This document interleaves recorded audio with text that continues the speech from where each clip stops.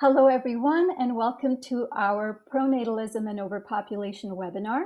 We are thrilled by the interest that this event has garnered, and we have guests joining us from around the world, just like our distinguished panelists.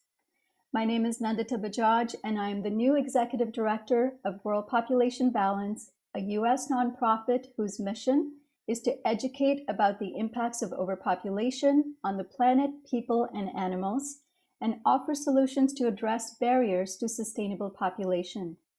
I also co-host the Overpopulation podcast with Dave Gardner, where we draw connections between overpopulation and the many vexing issues of the day.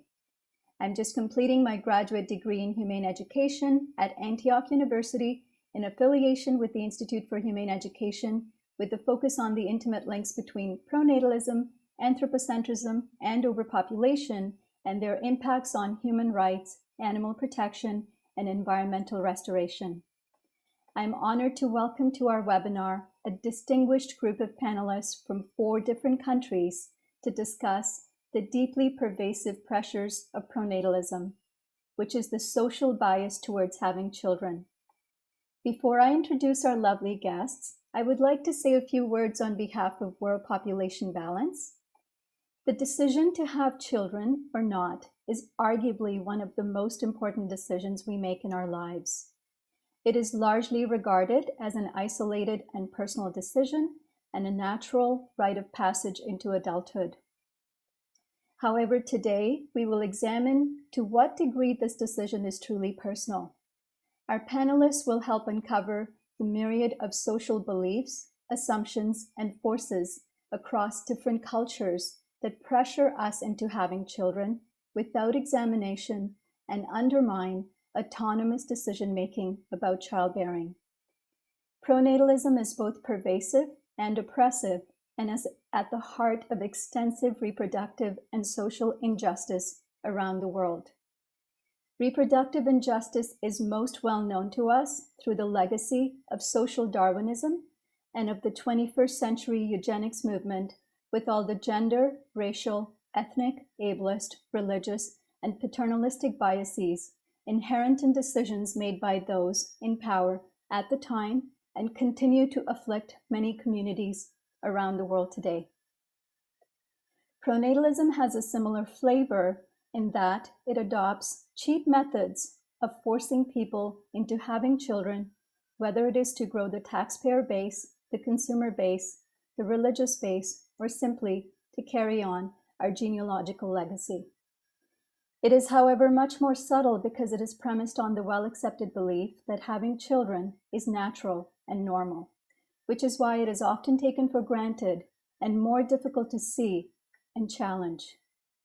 We denounce and work to eradicate oppressive top-down reproductive control measures, including pronatalism, that violate human rights and interfere with our authentic identity formation. In honor of World Population Day on July 11th, I'd also like to draw the intimate connection between pronatalism and overpopulation. Human population has doubled in the last 50 years, growing from approximately 4 billion in 1970 to almost 8 billion currently. During that same time, climate change has emerged as an existential threat, especially for the world's most vulnerable populations, and the global non-human vertebrate population has declined by 68%. Globally, we are facing multiple interlocking crises, famines, wars, deadly pandemics, and an increase in natural disasters.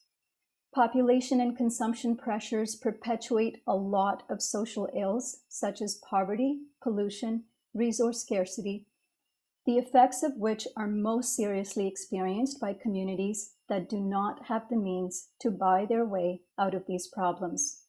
We will also discuss this link with our panelists today. Lastly, in the process of our discussion, we will likely touch upon themes that may be deeply personal and may sometimes feel difficult to navigate. Each of us is coming to this webinar at a different point in our journey of defining what family means to us, with varying levels of understanding and leverage points to affect systemic change. I request that we approach this event in a spirit of compassion and non-judgment for all that are gathered here. In terms of practical details, the discussion with the panelists will last about 45 minutes, and there will be 20 minutes for the Q&A at the end. You can use the Q&A function at the bottom of your screen to enter your questions at any time during the discussion.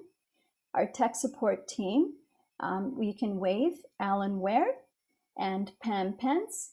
They will be curating the questions for the panelists, which we will take after the discussion. And with that, I'm honored to introduce our panelists. I'd like to start with Dr. Amrita Nandi. Amrita is a New Delhi-based researcher and writer whose work on gender rights and culture has been published in national and international books, journals, and newspapers. Her doctoral research on women's choices vis-a-vis motherhood and mothering won her the Fox Fellowship at Yale University and is the subject of her book, Motherhood and Choice: Uncommon Mothers, Child-Free Women. She's the winner of the 2015 Laudley National Media and Advertising Award for Gender Sensitivity. Amrita has a PhD from Jawaharlal Nehru University, New Delhi, and a master's from the University of Oxford, UK. Currently, she works with human rights and feminist organizations and looks after her elderly parents and plants while trying to fuse it all with the contemplative spiritual. Next, we have Elizabeth Dimitris from Greece. Elizabeth holds a BSc in mathematics and an MSc in biodiversity conservation, but she has decided to work on neither of these domains due to the fact that they are both human-centered. For the last 3 years, she has been working as a freelance researcher for international anti-speciesist NGOs. Being a passionate environmental, wild and stray animal protection activist from her childhood, she runs an educational online platform called Ethos and Empathy, through which she tries to raise awareness on issues related to non-human and human animal rights, as well as to ecology. Currently, the focus of her advocacy is on promoting a vegan, child-free, and flight-free lifestyle, as these are the 3 main ways to live a life with a low carbon footprint. Recently, Elizabeth shared her views on that matter in a mini documentary series by The Guardian called The Baby Bust. Next, we have Laura Carroll from the US. Laura is an internationally recognized expert on the child-free choice. She is the author of The Baby Matrix: Why Freeing Our Minds from Outmoded Thinking About Parenthood and Reproduction Will Create a Better World, a book on the societal impacts of pronatalism and the importance of moving to a post-pronatalist world. Her books also include Manswarm: How Overpopulation is Killing the Wild World, which she co-authored, Voluntary and Involuntary Childlessness: The Joys of Otherhood, and Families of Two: Interviews with Happily Married Couples Without Children by Choice. Laura has been featured on major television and radio media, including ABC's Good Morning America, NPR, and Canadian CBC Public Radio. She and her work have been in a wide range of print and digital media, including Women's Health, Fortune, The Wall Street Journal, and New York Magazine. And then we have Orna Donath from Israel.